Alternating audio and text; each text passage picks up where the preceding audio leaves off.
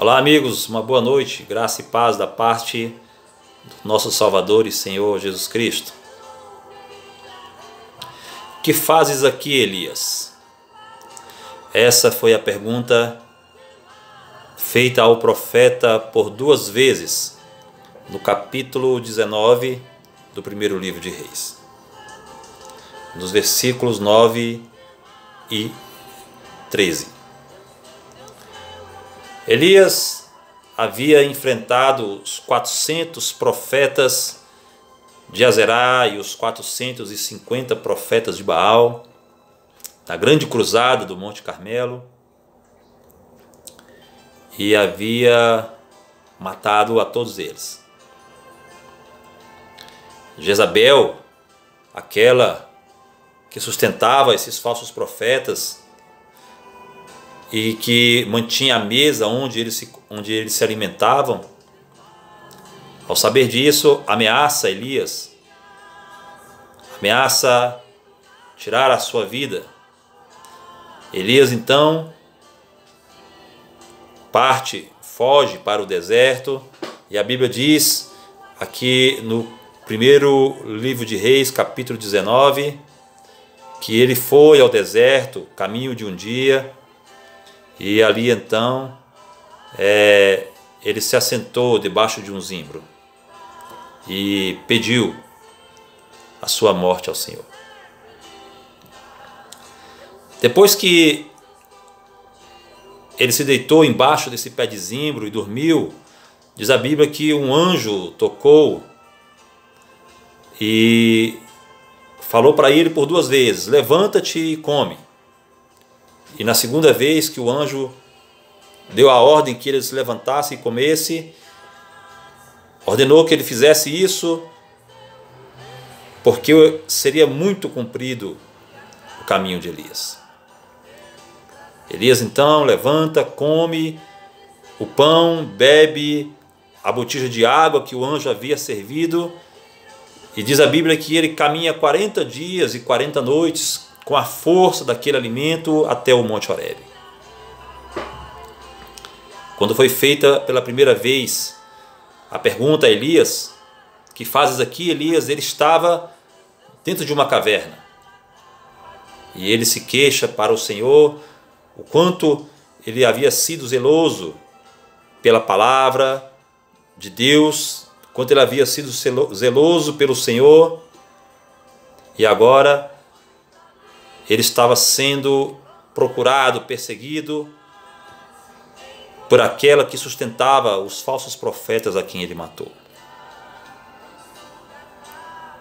O Senhor então diz para ele: olha, sai para fora, Elias, e põe-te neste monte perante a face do Senhor. E diz a Bíblia que ali passava o Senhor,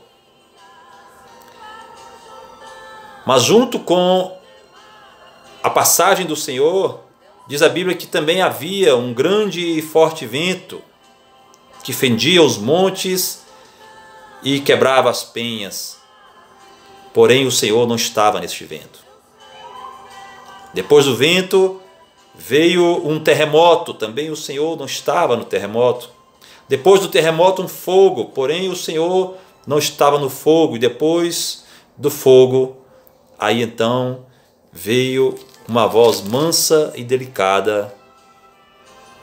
E essa voz foi quando Elias ouviu mais uma vez a pergunta: que faze aqui, Elias?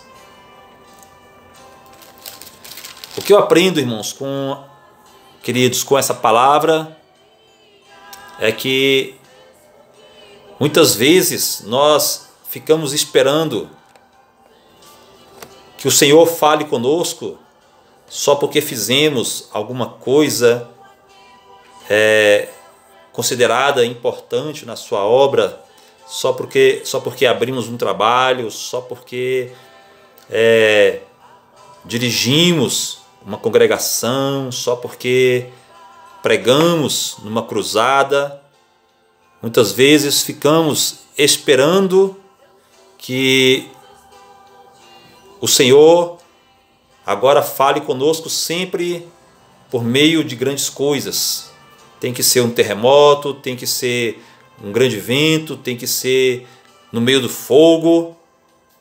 E o Senhor está interessado em falar conosco por meio de sua voz mansa e delicada. Porque o Senhor fala conosco da maneira que Ele quer, irmãos, quando Ele quer e no tempo que Ele quer. Não é do jeito que nós queremos. E depois disso, depois dessa voz mansa e delicada, quando o Senhor falou com Elias e mais uma vez perguntou: o que fazes aqui, Elias? Escondido nessa caverna a chorar? Eu tenho mais uma obra para você fazer. Aí o Senhor então deu orientações para Elias, para que ele voltasse pelo mesmo caminho, porque ele tinha que ungir o rei de Israel e ele precisava levantar Eliseu como profeta em seu lugar. Observe que Elias estava esperando que o Senhor falasse com ele no terremoto, o Senhor falasse com ele no fogo, que o Senhor falasse com ele no vento. Mas o Senhor veio e falou de uma voz, no meio de uma voz, por meio de uma voz mansa e delicada, e tinha ainda para Elias um grande trabalho a ser feito, qual seja ungir o rei de Israel, ungiu o profeta para ficar no seu lugar, para que depois, sem que ele soubesse, ele fosse descobrir depois que ele seria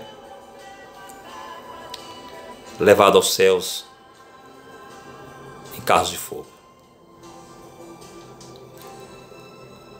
Quero deixar uma mensagem para você nesta noite, do dia 4 de março de 2019, para que você esteja atento ao que o Senhor quer falar contigo, muitas vezes por meio de uma voz mansa e delicada. Muitas vezes as pessoas ficam esperando que Deus vai falar com elas depois de uma rajada de línguas estranhas, depois de muito barulho. Tem muito pregador fazendo barulho nos púlpitos, soltando rajada de línguas estranhas para mexer com a emoção das pessoas, para mexer com o emocional da igreja, levando metade da igreja a fazer barulho para inibir a outra metade de entender a mensagem, se é que eles têm alguma mensagem, porque a maioria deles, se não todos, não tem mensagem e começam a fazer barulho, soltar rajadas de línguas estranhas, mexendo com o emocional das pessoas, levando elas a fazerem barulho para que elas, porque na igreja existem as pessoas que estão interessadas em entender a mensagem e existem as pessoas que estão interessadas em fazer barulho junto com o pregador. E essas pessoas que fazem barulho, elas são levadas por um histerismo e ajudam o falso pregador a inibirem as pessoas que querem entender uma boa palavra.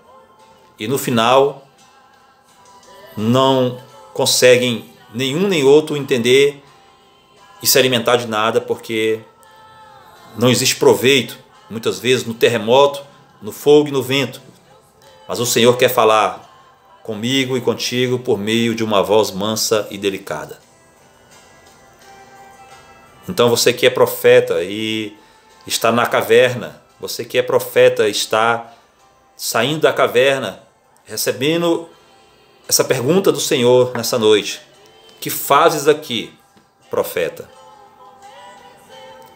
O Senhor quer falar com você por meio de uma voz mansa e delicada, inteligível, para que você entenda que Ele ainda tem uma grande obra para fazer em você e por meio de você. Então saia dessa caverna e vá fazer aquilo que o Senhor mandou.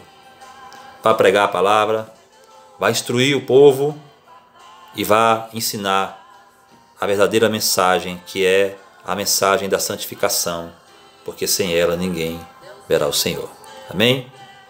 Deus abençoe sua vida, Deus abençoe o seu ministério, que Deus te proteja e te guarde contra as Jezabéis da vida, contra os Acabes da vida, que Deus te guarde contra os terremotos, contra os ventos, que Deus te guarde contra o fogo, contra o barulho, contra as emoções fortes e contra aqueles que se levantam contra uma palavra pregada e ensinada no poder do Espírito Santo para transformar a vida das pessoas e para fazer com que elas entendam qual é o verdadeiro sentido do Evangelho na vida delas.